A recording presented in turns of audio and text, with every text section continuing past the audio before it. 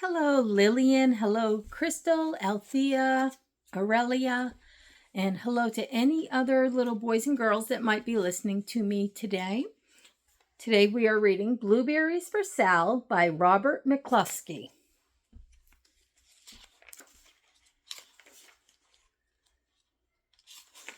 Blueberries for Sal. One day, little Sal went with her mother to Blueberry Hill to pick blueberries. Little Sal brought along her small tin pail, and her mother brought her large tin pail to put berries in. "We will take our berries home and can them," said her mother. "Then we will have food for the winter."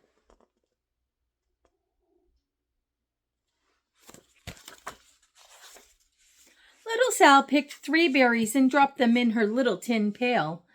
Ka-plink, ka-plank, ka-plunk. She picked 3 more berries and ate them. Then she picked more berries and dropped 1 in the little pail. Ka-plunk! And the rest she ate. Then little Sal ate all 4 blueberries out of her pail.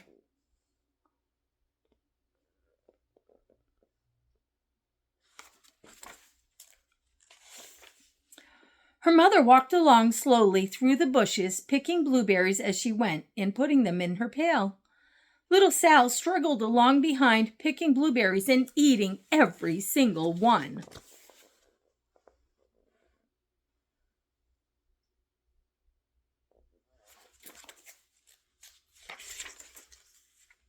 Little Sal hurried ahead and dropped a blueberry in her mother's pail. It didn't sound ka-plink, because the bottom of the pail was already covered with berries. She reached down inside to get her berry back. Though she really didn't mean to, she pulled out a large handful because there were so many blueberries right up close to the one she had put in.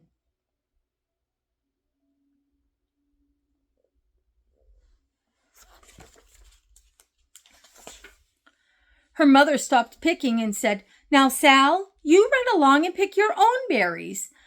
Mother wants to take her berries home and can them for next winter."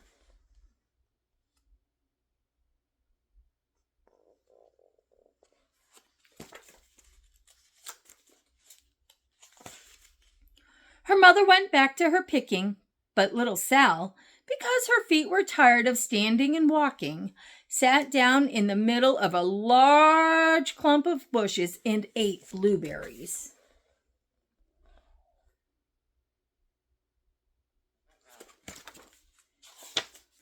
On the other side of Blueberry Hill, Little Bear came with his mother to eat blueberries.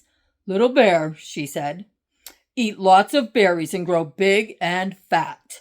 We must store up food for the long, cold winter."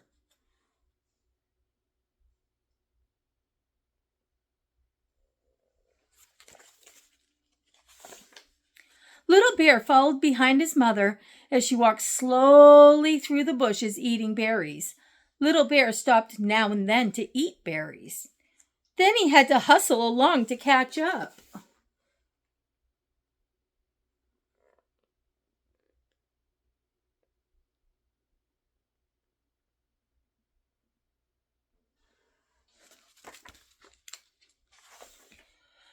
Because his feet were tired of hustling, he picked out a large clump of bushes and sat right down in the middle and ate blueberries.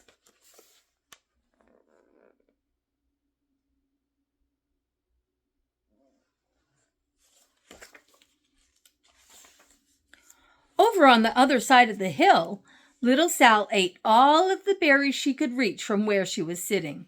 Then she started out to find her mother.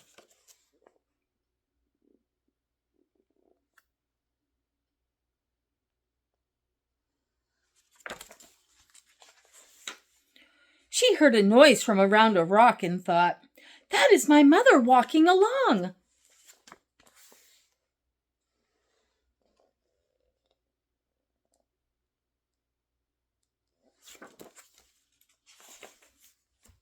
But it was a mother crow and her children, and they stopped eating berries and flew away, saying, "Caw, caw, caw."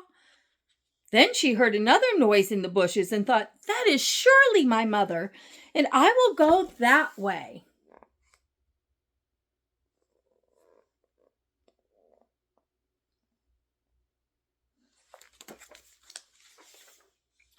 But it was Little Bear's mother instead.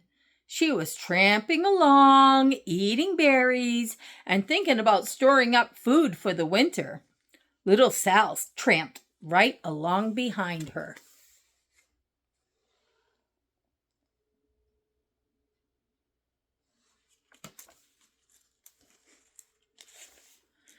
By this time, Little Bear had eaten all the berries he could reach without moving from his clump of bushes.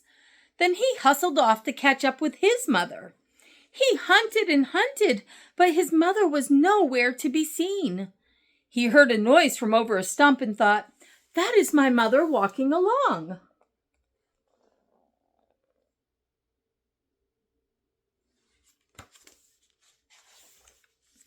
But it was a mother partridge and her children. They stopped eating berries and hurried away. Then he heard a noise in the bushes and thought, "That is surely my mother. I will hustle that way."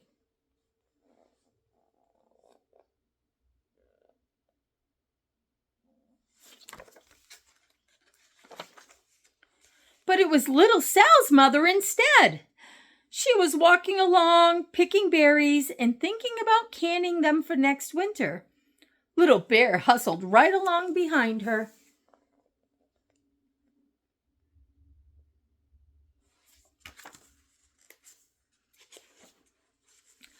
Little Bear and Little Sal's mother, and Little Sal and Little Bear's mother were all mixed up with each other among the blueberries on Blueberry Hill.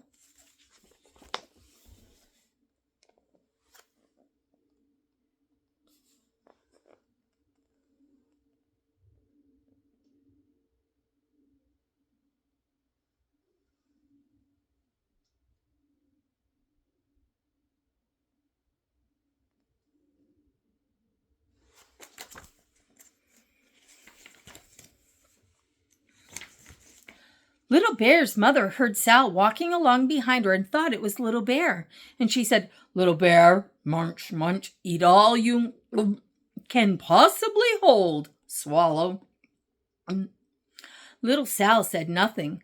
She picked 3 berries and dropped them, ka-plink, ka-plank, ka-plunk, in her small tin pail.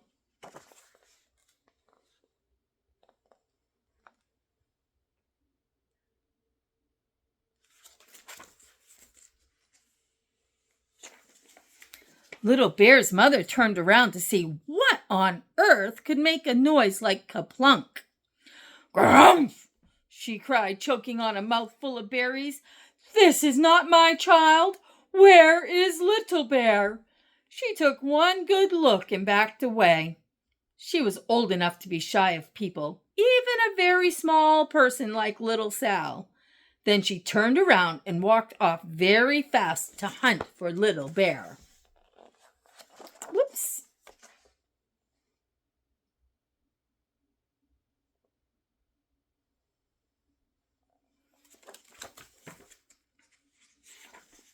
Little Bear padded up and peeked into her pail. Oops, I think I skipped a page. I did. Let me go back. Little Sal's mother heard Little Bear tramping along behind her and thought it was Little Sal. She kept right on picking and thinking about canning blueberries for next winter.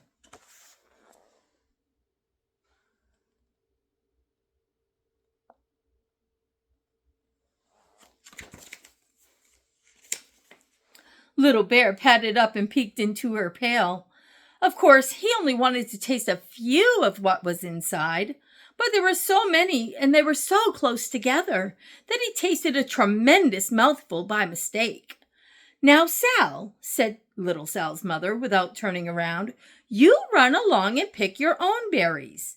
Mother wants to can these for next winter." Little Bear tasted another tremendous mouthful and almost spilled the entire pail of blueberries.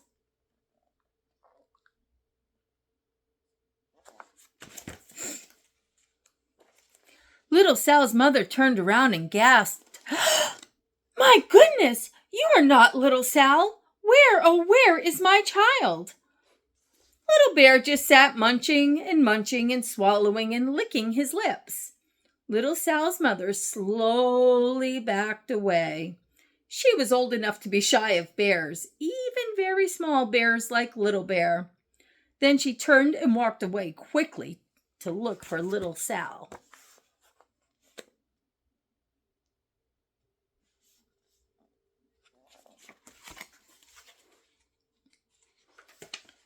She hadn't gone very far before she heard a ka-plink, ka-plank, ka-plunk. She knew just what made that kind of noise.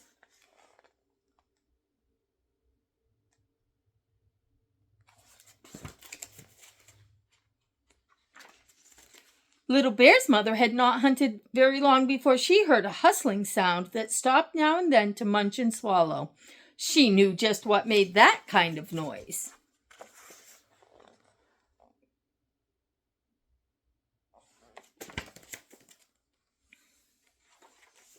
Little Bear and his mother went home down one side of Blueberry Hill, eating blueberries all the way and full of food stored up for next winter. And little Sal and her mother went down the other side of Blueberry Hill, picking berries all the way, and drove home with food to can for next winter, a whole pail of blueberries and 3 more besides.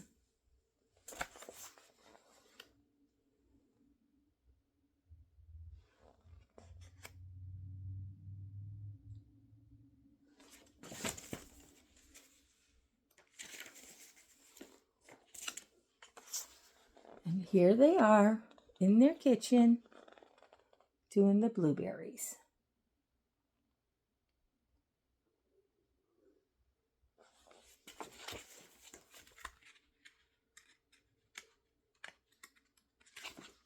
The end. I hope you enjoyed this story, and I will try to have another one up again soon. Have a great day.